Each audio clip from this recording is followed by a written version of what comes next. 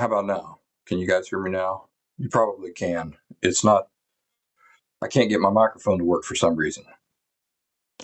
But my camera has a microphone built into it. How about now, guys? Can you hear me now? I sound like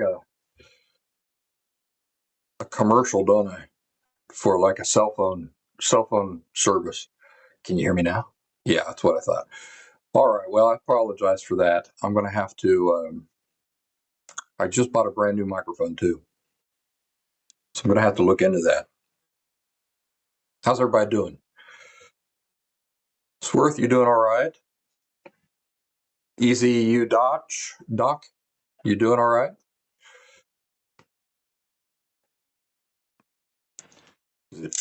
What's the weather doing where you guys are? It's very, very rainy here.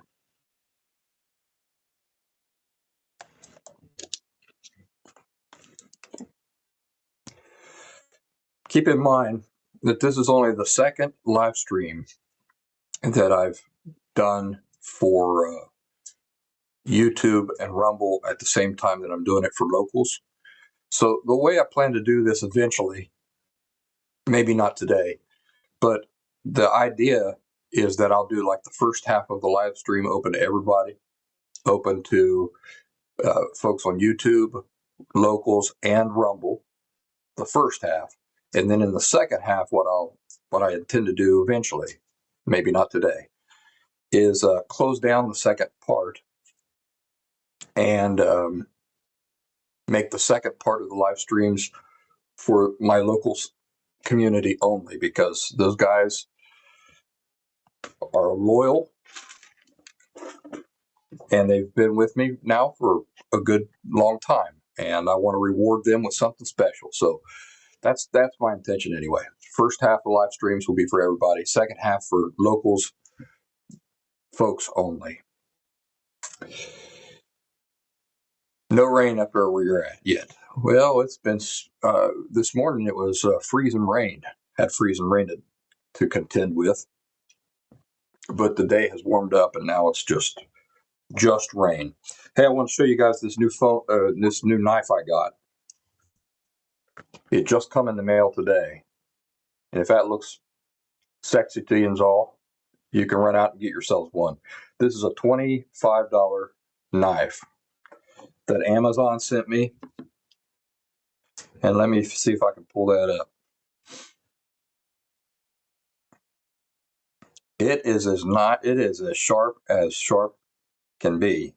It's a Mad Saber. I'm having all sorts of lighting issues and all sorts of things. Anyway, I will include a link for this knife down in the description once I finish recording this. But let me show it off to you. It's a $25 knife. It's got some heft to it. It's a 4-inch blade, lock blade.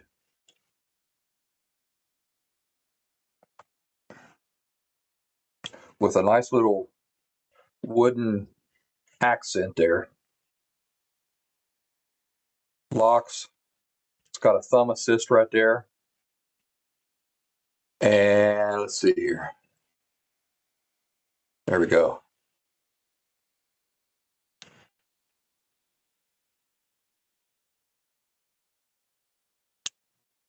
Pretty nice knife for 25 bucks. It's got a this is a seatbelt cutter. So if you're trapped in your car, this will cut your seatbelt off of you. And the end there, if you can see that, that's for busting out your windshield, or your driver's side window, so that you can get out of the car if it runs off the road and you end up in a creek or something like that. So Easy Dutch, I think that's what it's called. But Mad Saber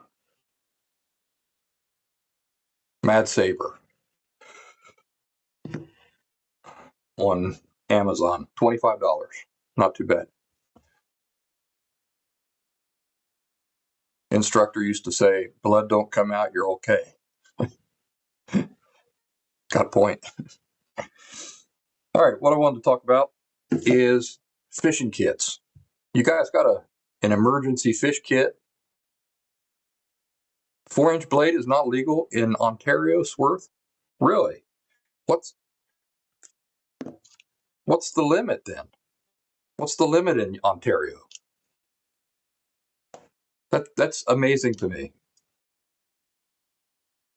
because that to me is quite a small blade. As far as locals goes, locals only parts of things are behind a paywall on locals. Most of the stuff you can ask Swarth. Most of the stuff I post on locals is wide open to everybody.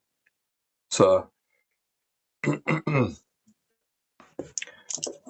what is the cost now, Swarth? I think the cost is $2 a month on locals. I mean, a cheeseburger for McDonald's costs more than $2 per month.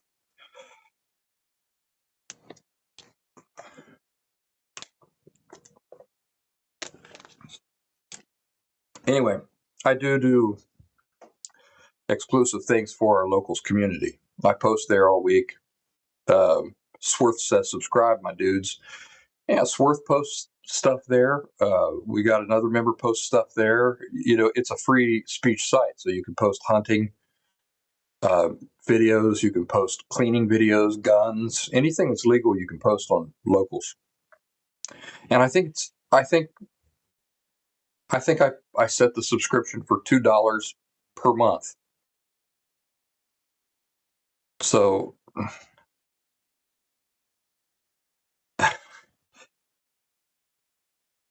if you go to McDonald's one time for the month, and you order a small order of French fries, it costs more than a subscription to the Practical Woodsman community. Anyway, no pressure. You give it some thought. We do have fun over there, though.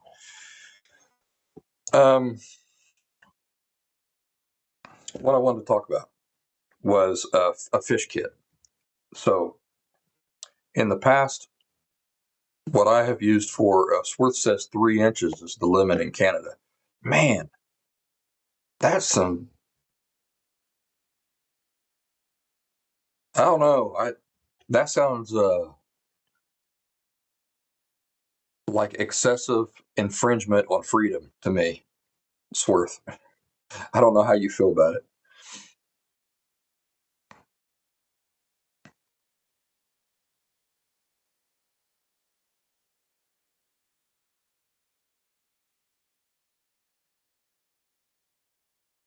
Easy. Do I call you Easy on YouTube? Easy you doc.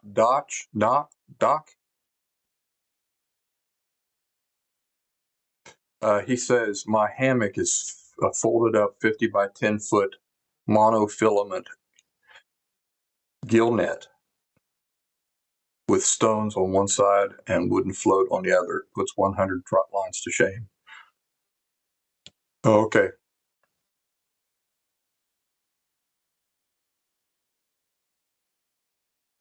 Well, you guys know what a little secrets box is? Do you guys remember secrets?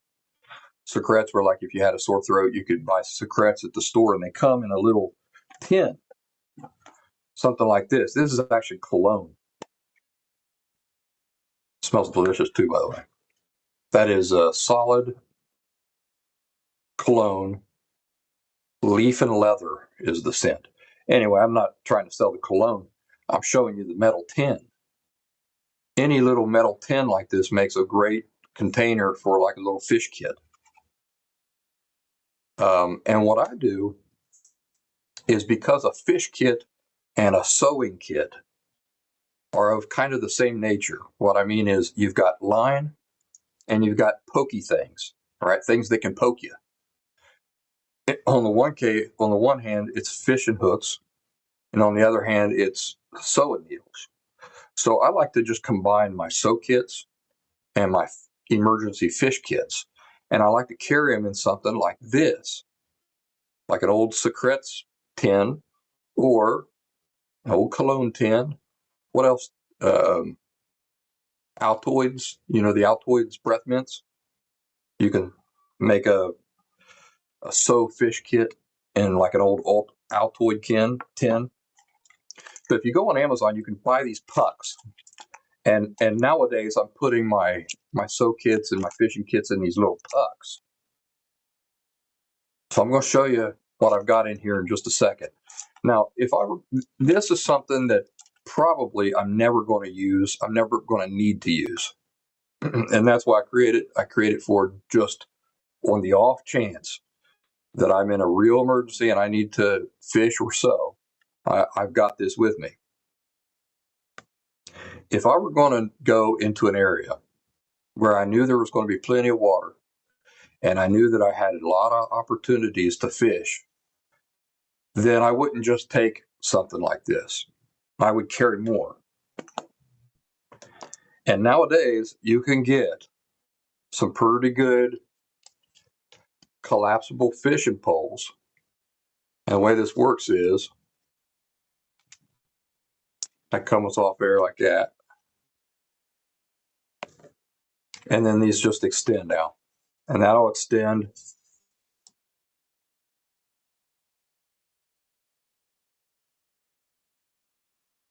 to a full-length fishing pole. Wish I would have had, wish they had these. Oh, it goes even further. Wish they had stuff like this when I was growing up, because it had made it a lot easier hiking up through all sorts of briars and brush and bushes and stuff through the woods without getting my fishing pole snagged on every little tiny thing. But you could buy things like this that are quite hardy. And if I were going into an area where I knew I was going to be doing a lot of fishing on purpose, then I would take a little bit more than just something like this. But let me tell you something about these things. I grew up fishing every single day. Every single day. I'd get off school and I would burst off the school bus and I would go running for my fishing pole. And then I would go running up into the woods. There were a few ponds around us. And I would just stay at the ponds until nightfall. Almost every night.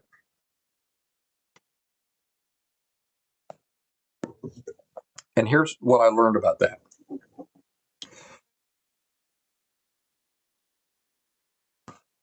If I were in a survival situation for real, I would not be trying to catch things like bass or the big fish, the big fighting fish. Those are like sportsman's fish. Now, if I caught a bass, I certainly would be happy about that in a survival situation. It just wouldn't be my intention. I wouldn't be setting out to catch a bass. When you're fishing for a bass, by the way, I got another pole here too.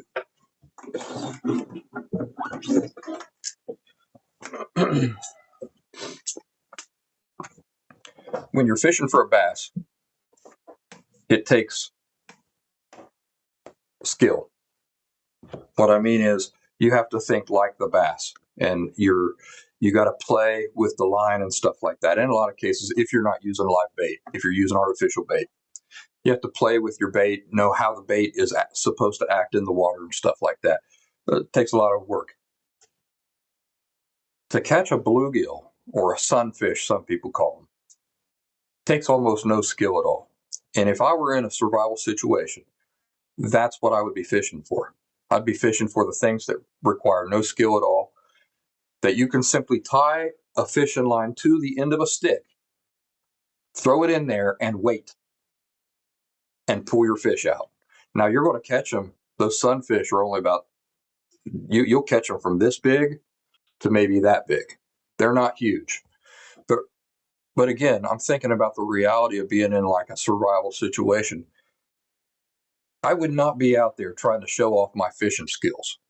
That would not be of interest to me at all. The only thing that would be of interest to me would be meat at the end of my fishing line.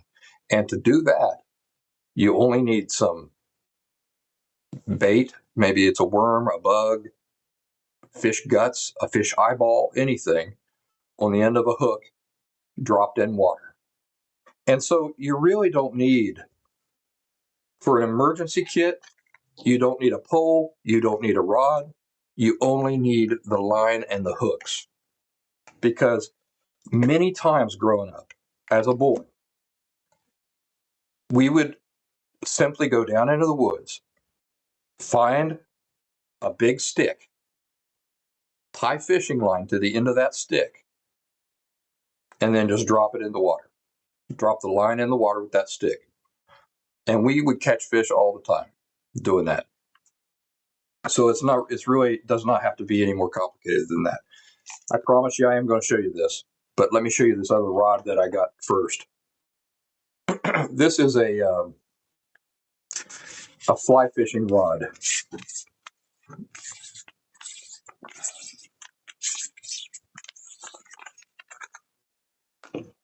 And I just wanted to show it off to you. It's kind of a fancy one and way too expensive. This thing is way too expensive. I wouldn't recommend buying something like this. They sent it to me to try, and it's very fine. It's a fine rod, but you wouldn't believe how much something like that costs. It costs a lot. If I'm not mistaken, this costs like $300 or something, like $200, something like that. Something really crazy. And it's got a cap on the end, and you pop that cap off, and it's kind of the same thing. There's your extending fly rod. Now, if something like that costs $200, it's not worth $200. But if it costs $200, and you think about me telling you that you can just pop off any stick off any tree and tie a fishing line to it and get the same effect, believe me, you can. All you need is just something to get the line out there. So anyway, that is a very expensive fly rod. And it's specifically intended for fly fishing style fishing. Swarth says, small rig, you won't starve. Yeah, you're right. You're right, you won't. Not as long as you got the basics, like I'm talking about here. All right, let's get in this fish kit.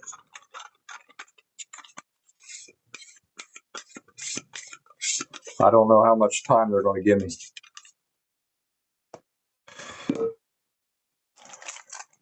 My fish kit.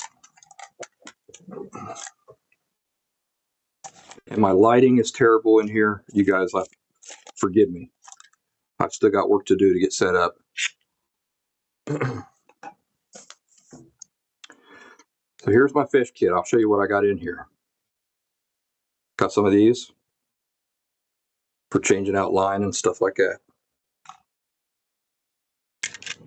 I have several artificial worms, and I've always gotten the best luck out of these dark purple artificial worms. I've always had the best success with those, especially when fishing with bass. Now, I wouldn't be using these to catch those little sunfish. I'd be using something like a little piece of bread or something like that to catch my first fish. And then once I caught my first fish in a survival situation, I would hack that fish up. I'd pull out its guts, and I would start fishing with that fish's guts. So to get started, all you need is like a little piece of bread or something. Once you catch your first sunfish, then you gut it, and now you got almost an endless amount of bait for your other fish that you're going to try to catch. So I got several of those artificial worms.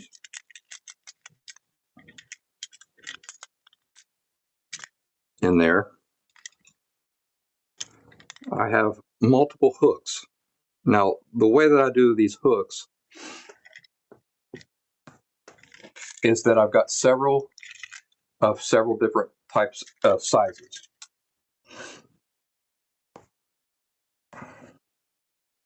Let's see. I'm just trying to show off that hook there. Yeah, there we go. So that's the style I like. And I have several different sizes of this style of hook. And there's the end of it. Dadgum.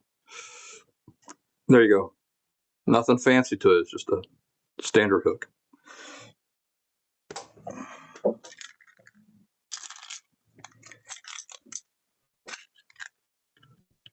I have some sewing thread wrapped around this pencil. And what I did was I took my pocket knife, I notched this pencil. I notched the pencil and I carved out the wood there so that this section of wood is lower than this section of wood. And then I just spooled my thread around there. And the reason I did that is to keep that thread from going all over creation. But that's enough thread to last a long, long time. I mean, I know it don't look like it, but another reason why I did this on a pencil is because if I absolutely needed to, I could sharpen one end and write with that. So that's why I do it that way. And this is sewing thread. Some people might carry all sorts of collars and stuff like that, and I don't mess with it. They say, oh, that black thread isn't going to match your yellow hoodie. I don't care. I'm not trying to impress anybody out there. It's just to sew something that is broken. Swerve says orange and yellow work better as bait up here. He's talking about Canada. And you might be talking about walleye. You're talking about orange and yellow working better for walleye specifically?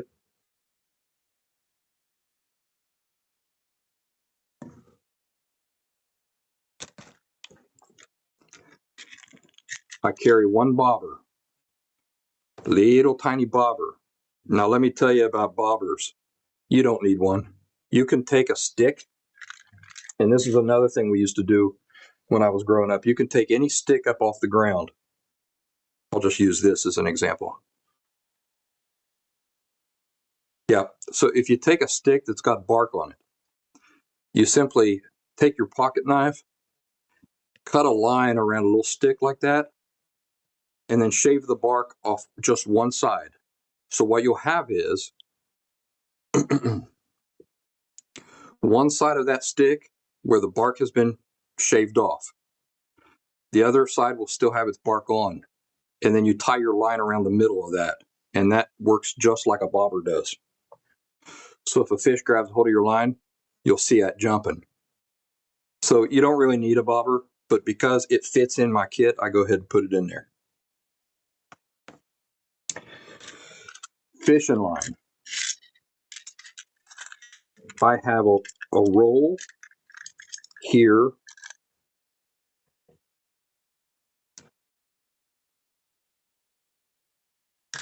All right.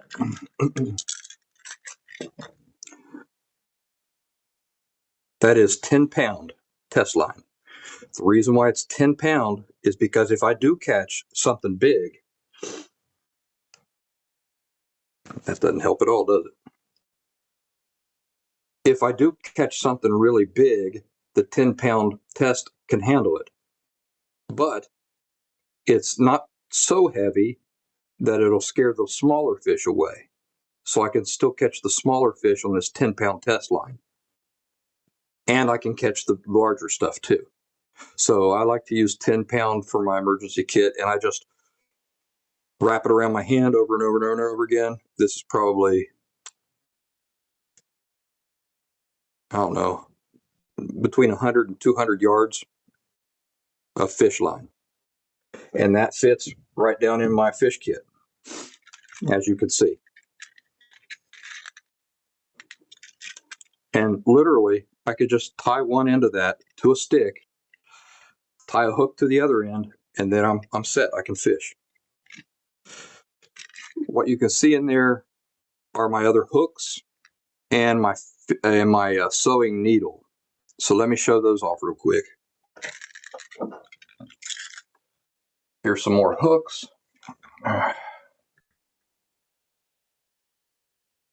There we go. Huh. You can see it best when I put it in front of my face. I've got some little lead weights.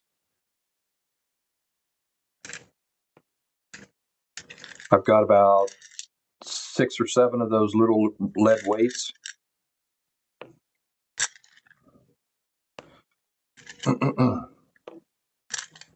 Okay. Here's some of the smaller fish hooks. Boy, this is difficult, folks. See, that's a much smaller hook than what I was showing off a second ago. So I like to have, that's about the smallest I go for fish hooks.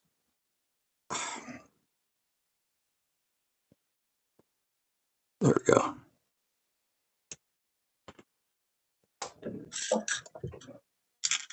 I have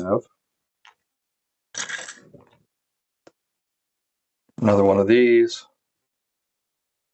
I can't remember what those are called. Little swivels.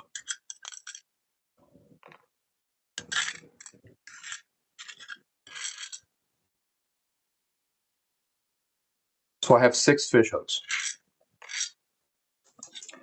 And then the only thing I've got left over there is my sewing needle. And I'll tell you, my favorite sewing needle are these curved ones right here. I really like these curved sewing needles. And out in the field, they work best because you're usually trying to sew a rip, or in your socks, you're trying to sew a rip in your socks or in your underwear or something like that. Believe it or not, I do a lot of sewing on underwear for some reason. I have these, they're smart wool long johns, and they wear out just sitting in storage because of moths and stuff like that. So you'll end up in the woods and find a big hole in your long johns, your wool long johns. So I end up sewing a lot in my wool long johns. And then here are the other sewing needles that I use. There's several there.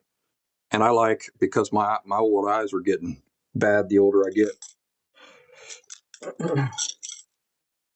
I like to get these sewing needles that have a really big eye at the end. Can you see that? So I don't mess around with needles with little tiny eyes anymore. I get the ones that have the large eye. So there you go. That's my sew kit. Now I want to show you this other one. This is something somebody sent me by VVAAGG. Well, I tell you what, those Chinese get creative with their product names, don't they? But this also is a sew kit that they sent me, and they've got waxed bank line in there.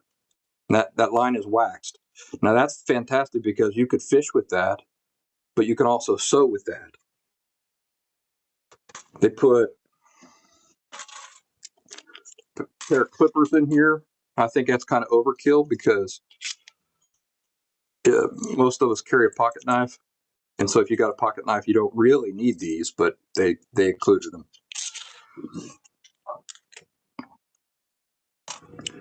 Thimble,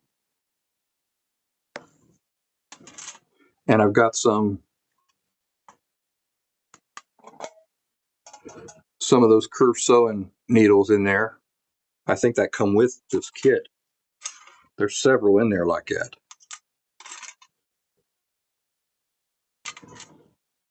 And some tools that are beyond my skill as a sewer, but also some other needles.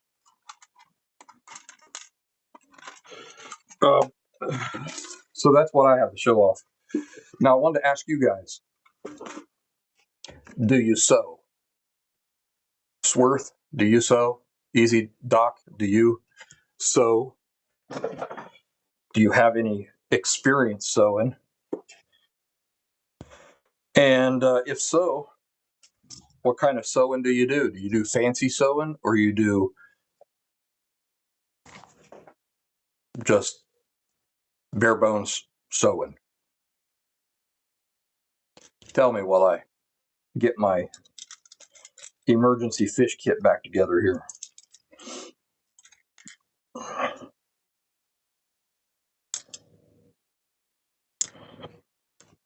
The reason I'm asking is because I will do a video, a sewing video here soon, to show you the methods that I use when I'm out in the woods, or even when I'm just fooling around here at home, if you guys would like to see that.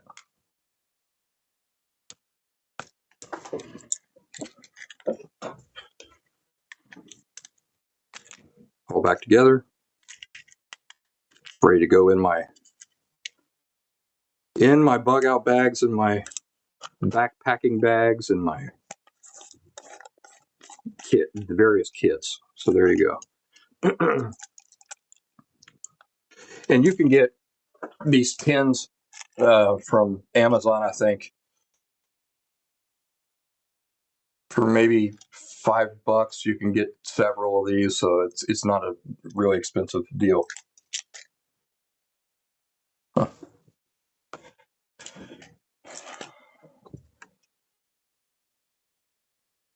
All right. Well, I apologize for all the technical issues at the beginning there. I'm going to go ahead and we're going to keep our live streams short until we get all the technical issues figured out and everything, and then they'll progressively get longer. But I appreciate you guys being here with me, and thank you again for putting up with me. I've got some things to do. Nice having y'all along for this discussion today, and I'll see you next weekend, next Saturday. Y'all take care, be safe. I'll see you soon.